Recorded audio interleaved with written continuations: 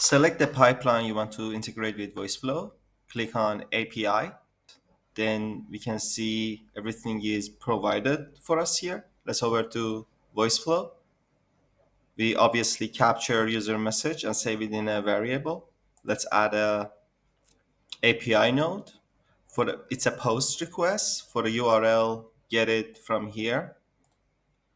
Headers is API key, and your API key, which you can grab from personal settings, and then just create an API key.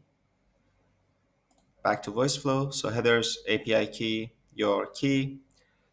Leave parameters untouched. For the body, select URL encoded, and then inputs. Let's go to VectorShift, understand this better. Inputs, message. It's the input name in the pipeline. I named it message. So the structure should be inputs, message, and then the variable containing that message, everything wrapped in curly braces. So this must be the format. Also, you need to give it pipeline name and username, provided here. Pipeline name and username.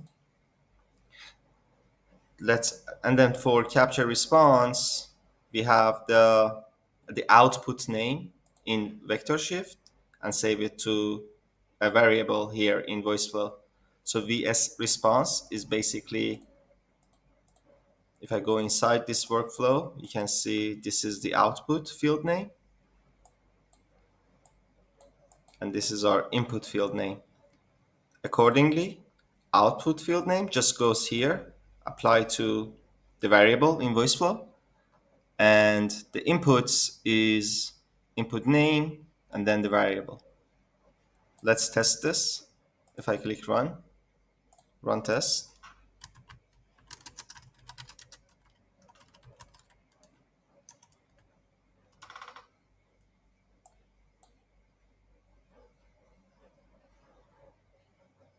Okay, API triggered successfully, and then response from VS.